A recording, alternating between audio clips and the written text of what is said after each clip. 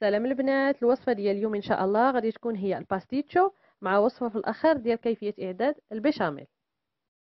بالنسبه للمقادير غنحتاج واحد نص كيلو او 500 غرام ديال البطاطا فريز، البطاطا اللي انايا قليتها، زلافه ديال البيشاميل. هنا عندي 100 غرام ديال شاركوتري او كاشير او لا داند ولا على حسب كل واحد على المتوفر، و100 غرام ديال الفرماج محكوك. دوزو للطريق. غادا ناخذ البيشاميل غادي تلقاوها في الاخر ديال الفيديو كيفاش كنصايبها.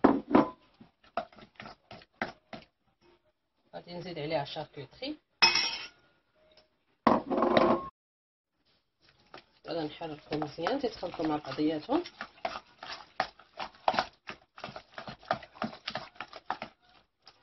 من بعد غادي نزيد عليهم الجبن،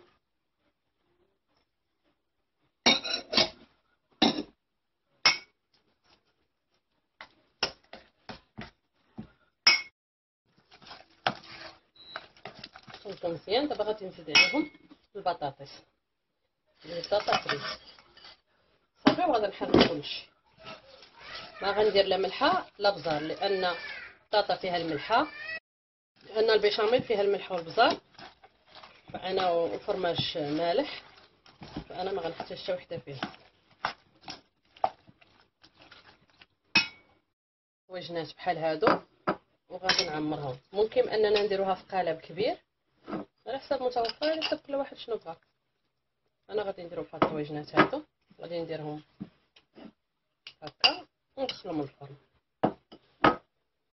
على هاد الشكل. دابا انا غادي ندخلهم للفران حتى يبان ليا تكراتينا وتحمروا شويه من الفوق صافي نخرجهم. ممكن انا كي قلت لكم ما نديرهمش بطويجنات صغار بحال هكا، ممكن نديرهم في قالب كبير بحال ديال الزاج على حسب كل واحد شنو بغا. هذا هو البيستاشيو من بعد ما خرج من الفرن. نتمنى تكون عجبتكم الوصفه. هنا عندي انايا 40 غرام ديال الزبده او ما يعادل 2 معالق كبار، 40 غرام ديال الدقيق الابيض او ما يعادل 2 معالق كبار ونص ديال الدقيق، شويه ديال الملح، شويه ديال الابزار، نصف لتر من الحليب، وشويه ديال بودره الثوم، وهذا كيبقى اختياري. انا هنا غادي ندير واحد نصف لتر من الحليب، غادي نديرو يفيض، نديرو يغلى. بعد ما غلى الحليب فانا غادي نطفي عليه البوطه وغادي نخليه. ندوز ندير واحد المقله غادي ندير فيها الزبده، غادي ندوب الزبده فيها.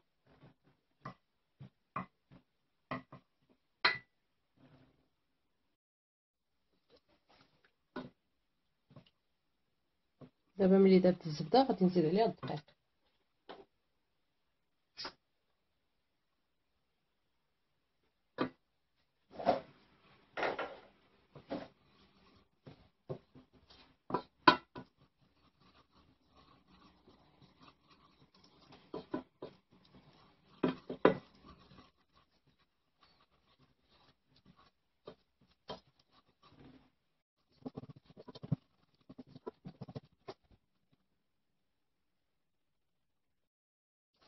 دابا من بعد ما تخلطات الزبده مع الدقيق ولا هذا اللون الذهبي في الزبده والدقيق، هذا الخليط هذا، دابا غادي نزيد عليهم الحليب اللي غليته من قبل شويه بشويه.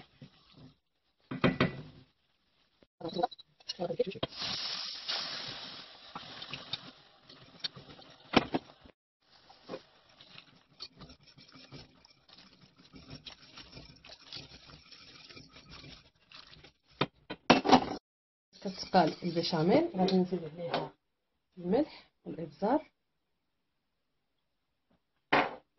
وشويه ديال الثوم بودره، غير باش يعطيها واحد النكهه مغايره. اللي بغى الكوزه يدير الكوزه، انا ما كتعجبنيش الكوزه، درت الثوم بودره.